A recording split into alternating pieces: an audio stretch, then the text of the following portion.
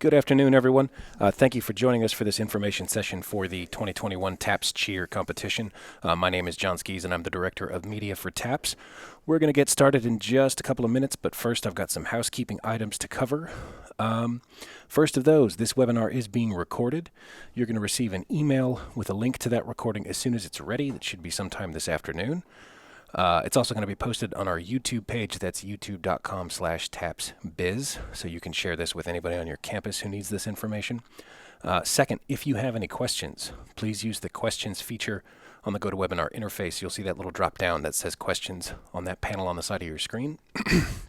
Type them in there. We're going to try to answer those as we go through the presentation.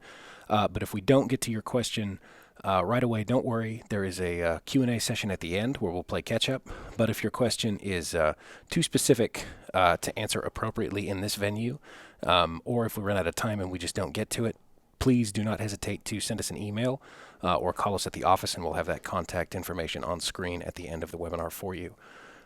With that, I'm going to hand it over to our presenters. Today in the office, I'm joined by Brian Brunselmeyer, TAPS Executive Director, Vina Williams, TAPS Director of Fine Arts, Robert Huckabee, TAPS Associate Director and Director of Compliance, and we've got Will Dixon from the TAPS office staff. He's helping us out behind the keyboard today.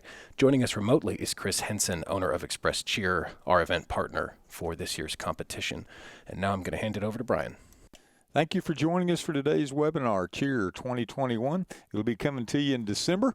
We're looking forward to that opportunity as we continue to move through the fall. So proud to have Chris Henson and Express Cheer back again as our managing partner for this opportunity. It went great last year. We're looking forward to fabulous things this year.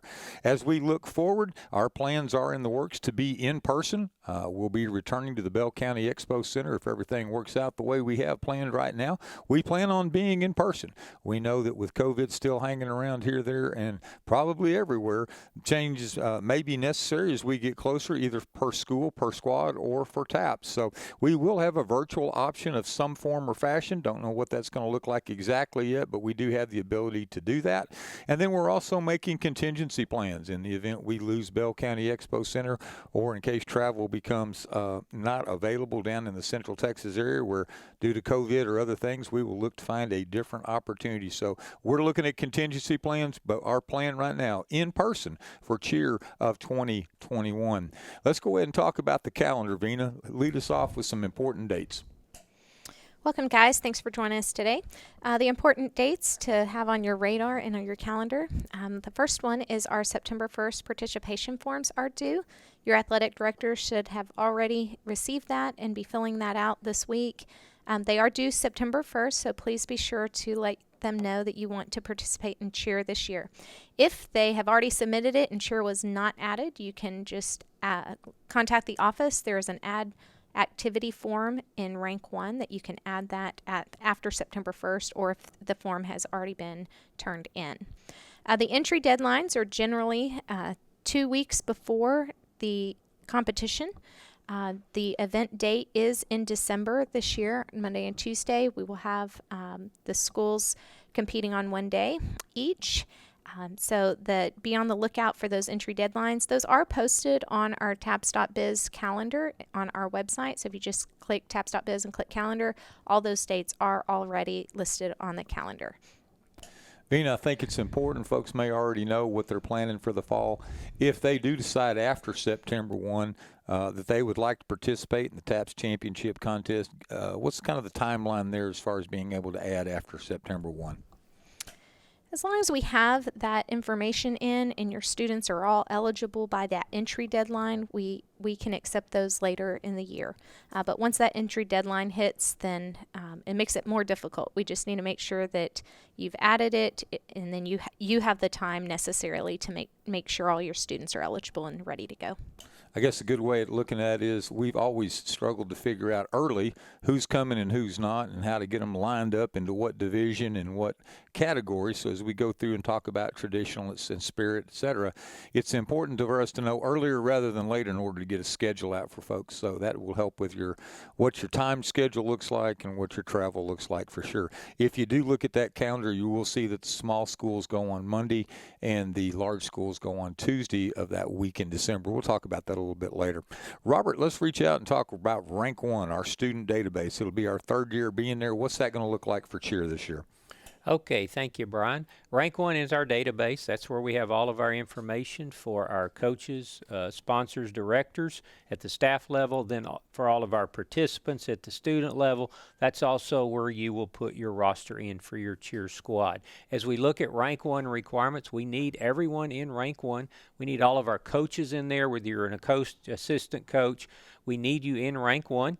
If you do not receive emails from us about the world of cheer, that probably means you're not in Rank One or your role is not marked correctly in Rank One, because we use that as our communication base. We pull all of our email contacts when we send out emails by sport or activity from the information we have in Rank One. So if you're not receiving those, or if you're new and need to be added, make sure that gets done in Rank One. If you need assistance with that, you can call our office. Kelly and Rhonda in our office, usually the ones that answer the phone, they can help you walk through that. If it happens to be a Rank One issue, they can help you get you directed to the right people to solve that problem as well.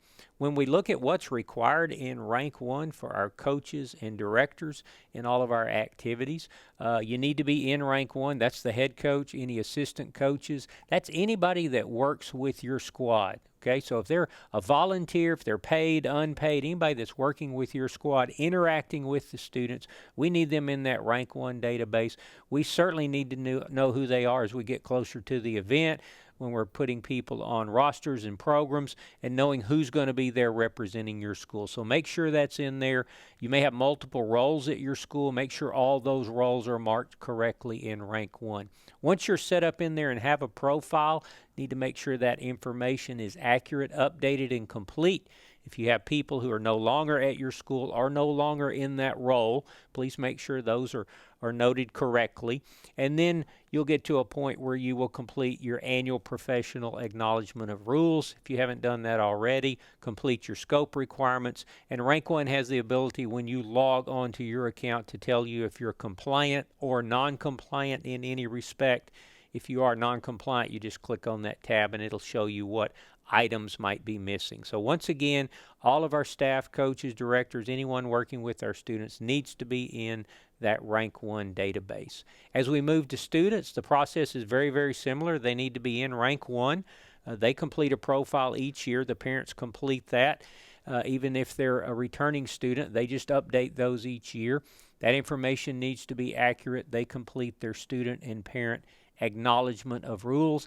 And also a real important thing when we move into the world of cheer, we need that medical information in there. We need those medical forms completed correctly. You need that history form. That's a medical history form that's completed in Rank One. It's an online submission. You just fill out that information and submit it. And then we have that requirement. TAPS for many, many years has had the requirement of an annual physical for all of our participants. That is required in cheer. And we know, I'll just mention while we're talking about physicals, there may be some issues with COVID still out there of getting in to see your doctor to get those physicals completed. We do ask our schools to at least keep on file the most recent physical, and then get with your parents and have them get those completed as quickly as they can. Understanding the ability to get in to see doctors right now, and make sure that information is in there. Brian? So the medical history form is a form that the parents fill out while they're going through the student acknowledgement of rules on the student profile. That's also great information for your athletic trainers and for your nurse to have access and availability to.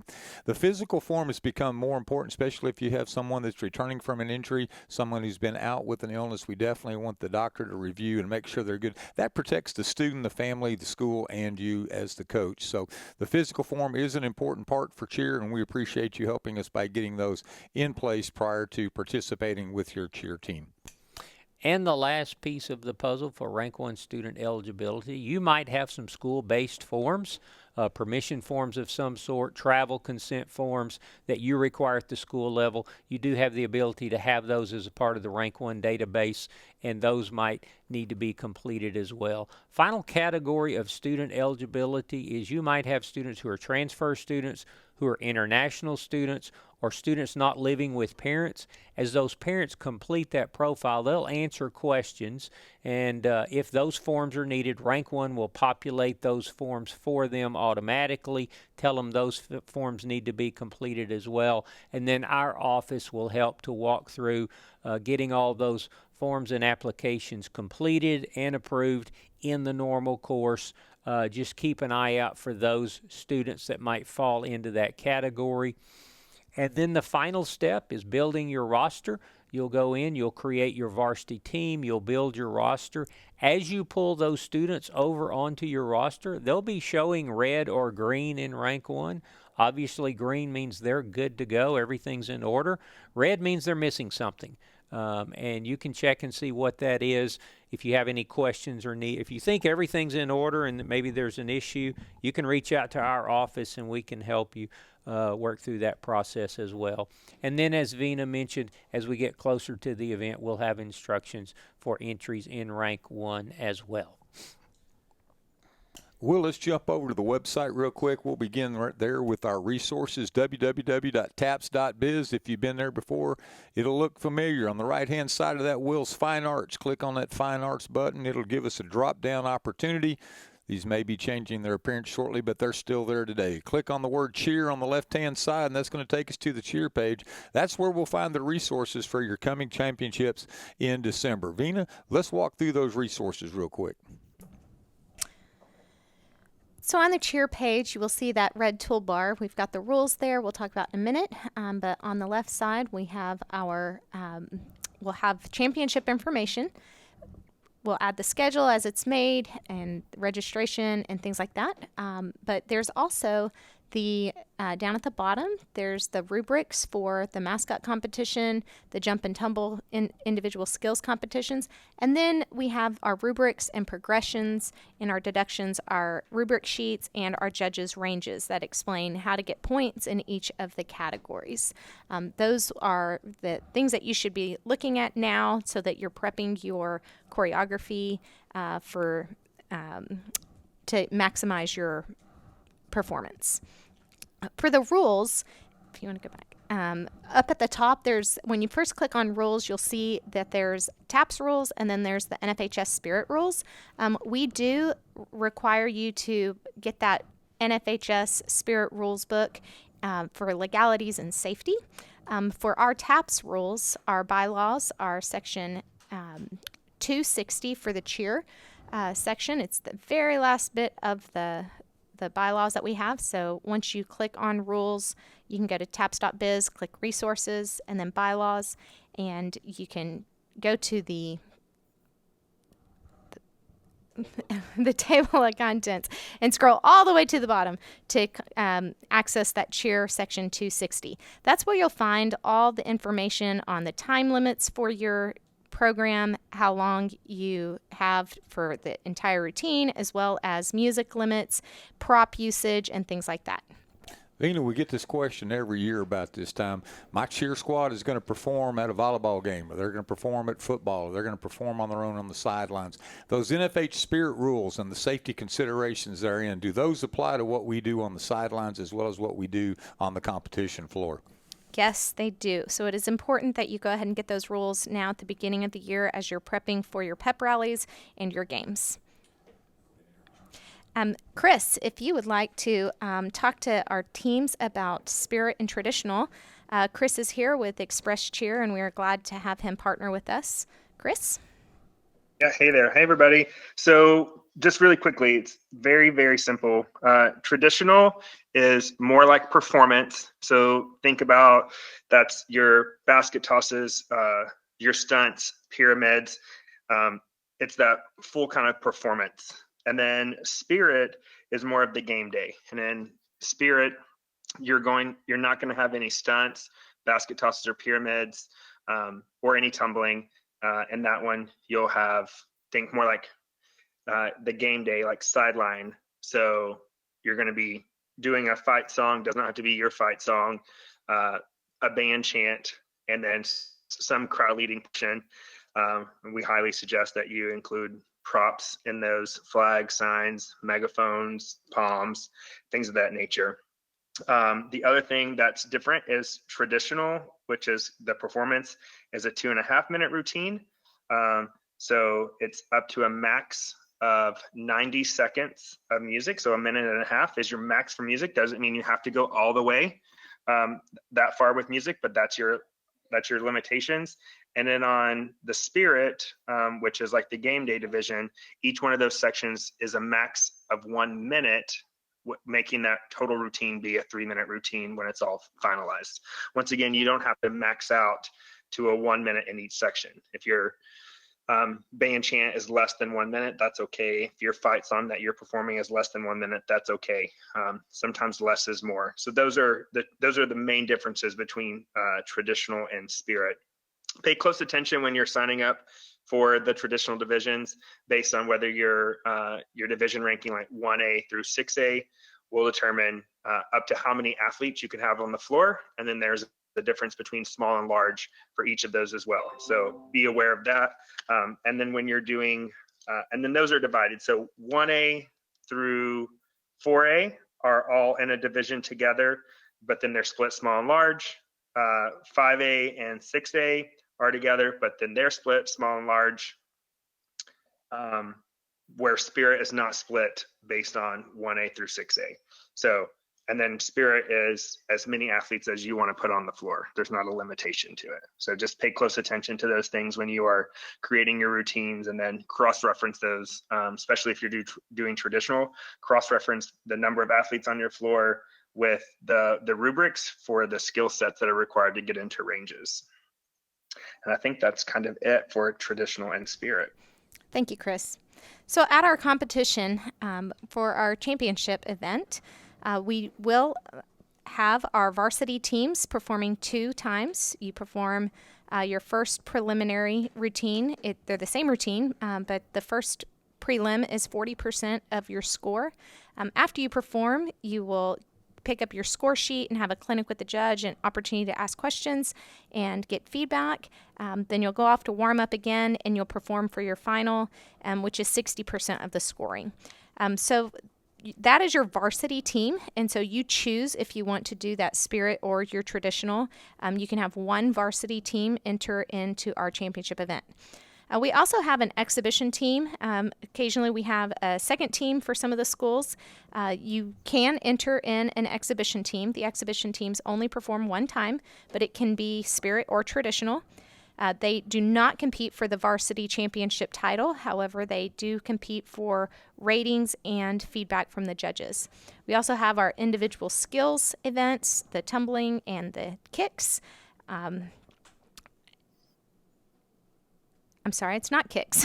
It's jumps. I'm sorry, that's a typo there.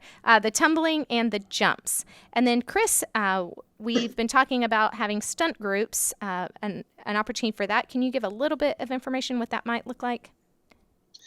Yeah, so we're talking about adding a stunt group competition as well. Not a ton of details at this point as we're working through it, but especially for those schools who are not wanting to go into that traditional division, but still want their athletes to have the opportunities to stunt, this would be a great opportunity to build a stunt group and highlight some of those other skills. You may not have a full team that you think is qualified or prepared or safe to stunt, but you could have one group of athletes that you think you could enter in that. So we're working on those details, and we'll have those clarified. And now the other thing I wanted to clarify for you guys is Vina was talking about, we're using the word varsity team, and then we're saying exhibition team.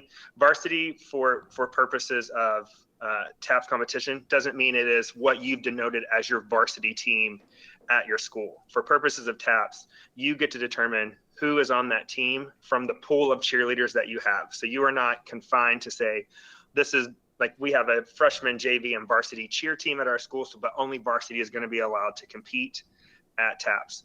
That's not what she's saying. She's just saying that only one of your teams that you enter, you'll have to declare them as the one that is going for the state championship. The other team, your exhibition team, could be kids that were also competing for the state championship combined with other kids who did not compete. So there is a crossover for exhibition, and that could be a variety of different ways that you slice that up. I would highly suggest that if that's the track you're going on, that you're trying to create a competitive team at your school, that the more opportunities that you can get every kid on the floor to perform or exhibition is only going to strengthen your program. So I'd really highly suggest that you look at another opportunity that also allows you, let's say for instance, maybe you can only put 12 kids on the floor because you're a 1A through 3A, and that's all that you have. That's the strongest number of kids that you can put on the floor, but you might have 30 kids in your program. So 12 would be competing, and you would have declared those 12 kids for the state championship title. But then those 12 kids combined with the other 18 of those 30 that didn't compete could all also exhibition. So there's an opportunity for everyone to be able to be involved at the state level, just not necessarily competing for the state title. So just want to make sure that everybody understands all those options that exist. And TAPS is really big about being inclusive. And this is another opportunity to allow every kid to shine in whatever capacity they can. Thank you, Chris. We did have one question come in. The question was, would the stunt competition be available for this year's competition in December? And that is our plan, to have it available. We hope to get more information out in the coming weeks so that you can start preparing for that for our December competition. And then the last thing that we have at our competition is our mascot. We were really excited this past year. We had 11 mascots perform, and it was really cool to see them all in their glory. It was really a great competition. So Chris has been involved in TAPS Cheer almost since the beginning, if not the beginning. Vena's been involved in it the whole time. They've worked really hard to create opportunities for our student athletes. So if you have questions, if you have concerns, if you think you might want to do it, please reach out to us. Let us help you walk through where you would fit, how you would fit, what parts you can and cannot do. I do think that the what we talk about, and Chris mentioned it, that varsity team, that's the one that's going for the state championship, but we want to value all the other competitions as well. The individual skills, I'm excited that we're adding the stunt group. And again, the mascot, as Vena just said, it was really encouraging that we've grown that competition. If you've got the mascot, encourage them to come be a part. And that's one where you might need a little more help. Don't sit out there in the weeds and try to figure it out. Please reach out to Vena. She can get in touch with Chris. Chris can get back in touch with you. We really want to keep this growing and keep that quality standard high, and we appreciate everybody that's moved forward on that so far. Vena, go ahead and tell us about the rest of the championship details. So at our event, we do an adjudication as well as our awards. All the performances are rated as well as ranked. And so your team, you may choose to build your rubric based on the strengths of your team. And you might not have the elite skill set that some other teams might have. And so you are choosing things that are successful for your team and safe for your team. And so you may not get very many points, which wouldn't put you very high in the ranking. Our rubrics are set for execution. So the better your execution, the better you'll be ranked. However, regardless of the ranking, the top 4 getting awards, you could place 8th or 9th and still get a superior rating based on your performance. So we highly encourage you to build your routine based on the success of your team and the execution of what they can perform well and safely. So our performances will get a rating as well as a ranking. The top 4 teams will be ranked and receive team awards, but all the teams have the opportunity to receive that superior performance award. Exhibition teams, like we said, are not in the runnings for the championship ranking. However, they will still get adjudication and a rating award. In individual skills, we cull it down to the top 5-ish, and those students are awarded medals. And then same with the mascots. We rank those and give awards for those top mascots as well.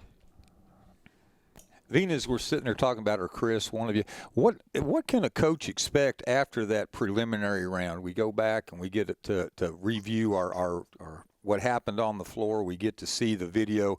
Chris, can you reach out as to what your expectation is after that first round, heading into the second round, the communication we'll have with the coaches? Yeah, there's actually a ton of it. So, of course, you'll receive score sheets, But immediately when you come off the floor, the athletes are ushered to a replay area. So now they get to watch their routine. That's a good opportunity for you to celebrate the stuff that they've done on the floor that was really great. You also might use that opportunity to point out some corrections. I typically suggest use that moment when the kids are on a high to really celebrate the things that they did great. You're also going to receive emailed to you a copy of your performance. And on that performance, there'll be a judge who is doing a commentary over the top of it. So they'll be giving you some feedback. That particular person that's doing commentary is not scoring. They're just giving you feedback in regards to the routine. So that's your second opportunity to review the routine with some additional commentary. And then about 30 minutes after you perform, you're able to pick up your adjudication sheets or your score sheets. And those will be the judges who actually scored you.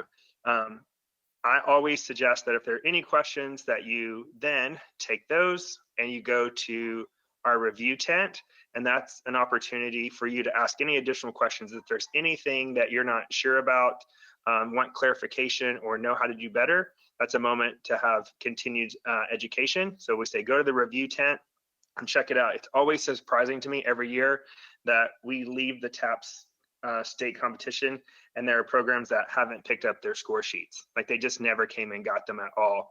And then it's also surprising to me that coaches will pick them up and then never make their way to that review tent just for due diligence to ask questions. I can tell you someone that's been in the industry for over 20 years, I can't even count how many performances I've been involved in. Every time I get my score sheets, the first thing I do is go straight to that review tent just for any kind of clarification. Even if I think I know everything, there's always something else that I can learn that day. So multiple opportunities. It's really 4 opportunities. So immediate playback for your athletes. You'll get a video emailed to you with commentary. You get your score sheets, and then you have an opportunity to go to the review tent. So that's kind of all of it summed up.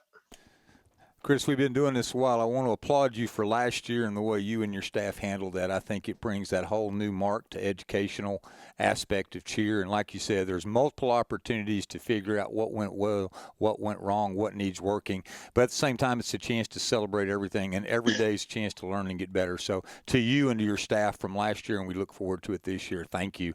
Vina, let's jump to a couple of questions real quick.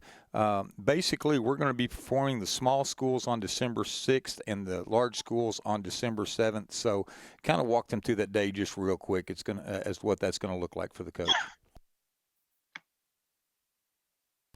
This year, we are having small schools on one day and large schools on the second. And so it's basically like it was last year. That kind of helps us, especially with uncertainties of COVID in this world, to be able to try to go ahead and plan for what we can at the time.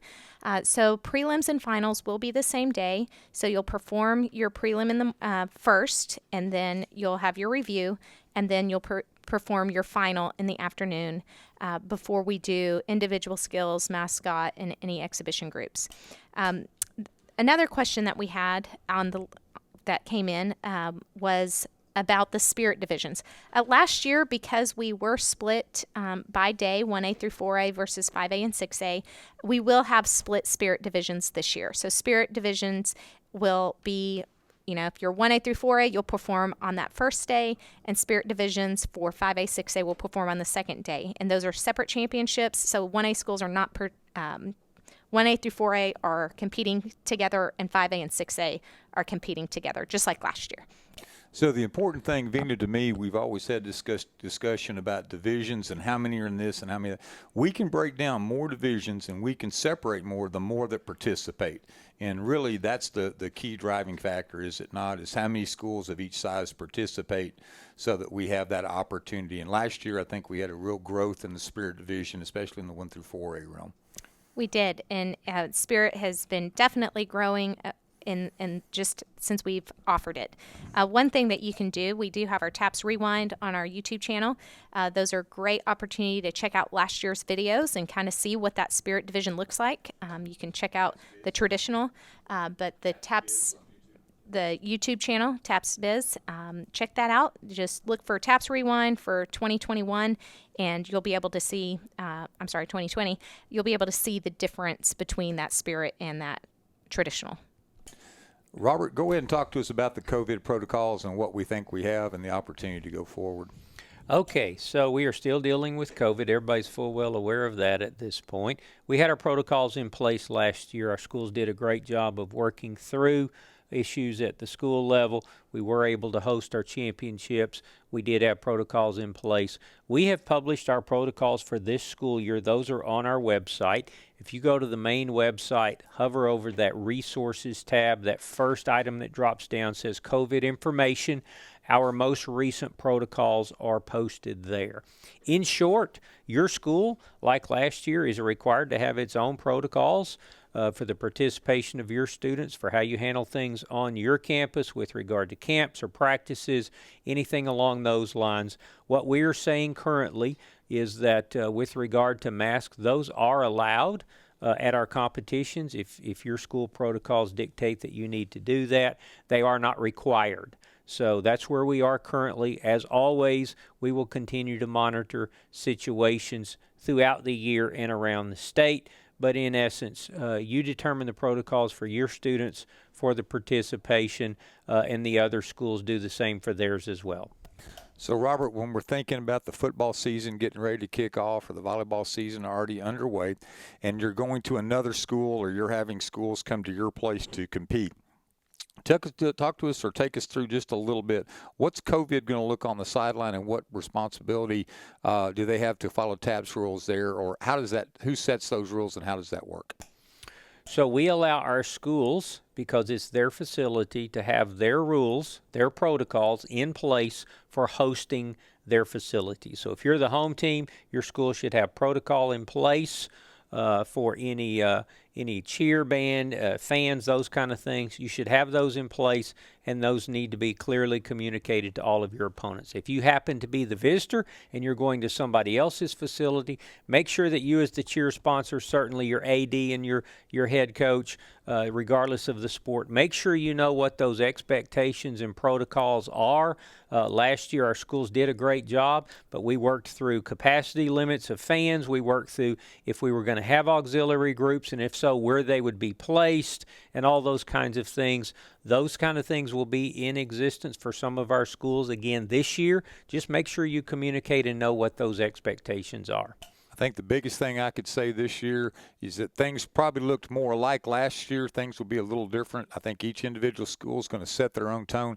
If you haven't been in those meetings, especially the district meetings, or what's going to happen at homecoming or how that's going to look, make sure that whoever that is, your AD or your football coach who's talking to the other school, make sure they include you. And if you have questions, let them help you to get those answers, because there's nothing like showing up and having somebody tell you can't do something when you were planning on it, or somebody that tells you can, and again, you hadn't planned on it. So either way, make sure that opportunity exists.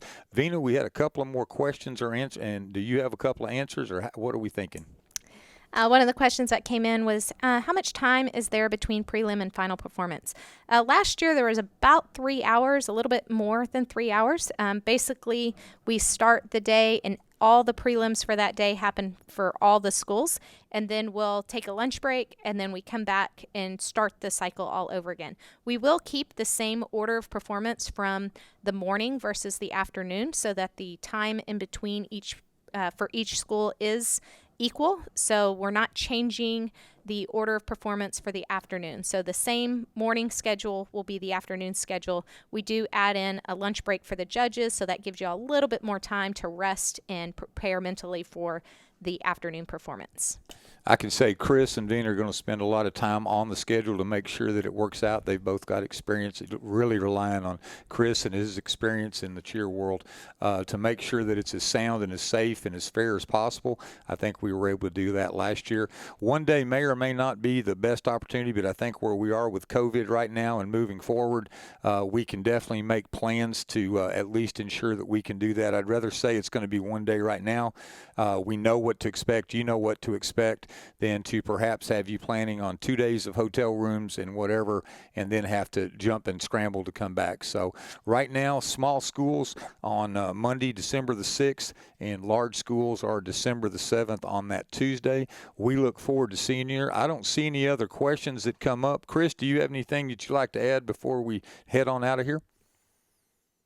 I would say the only thing is if you haven't taken the time to go use those resources on the TAPS page, go take a minute, click around, make sure you know the score sheet you're working with, what division you're going to enter in.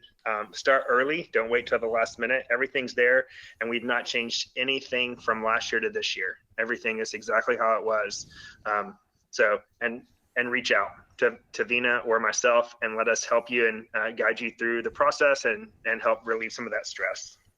I think that's a good way. Reach out. We're here to help. We want you to be the best you can be. We want you to get the best scores possible. We look forward to seeing you in December. As with that, I see no more questions. We'll drop down. If you do have questions, an easy way to do it is info at TAPS.biz, or give us a phone call, 254-947-9268. We can transfer that wherever it needs to go. Thank you for joining us here today. John, with no more questions, I'll let you lead us on out. Thank you, Brian. Folks, before we go, I wanted to plug 2 more resources for you. We've got 2 episodes on our podcast, TAPS Talk, devoted to cheer. Episode 6 is a deep dive into the contest with interviews from coaches in both spirit and traditional categories. You can hear about their programs and how they prepare, as well as a breakdown of the contest itself with plenty of sound from one of our state events. We've also got a short episode from last year's competition that includes a short interview with Chris Hansen, who you just heard from. You can subscribe to TAPS Talk on Spotify, Apple Podcasts, or wherever you get your podcasts. You can also stream each episode at taps.biz/talk. That's it for us today. This recording will be emailed to you later this afternoon. You will also find it on our YouTube page. That's youtube.com/tapsbiz. And I'll have links in the description to the podcast episodes that I just mentioned. If you have any other questions or if you think of anything later, like they said, please let us know. Please reach out. You've got our contact information on the screen. And with that, folks, you please enjoy the rest of your day.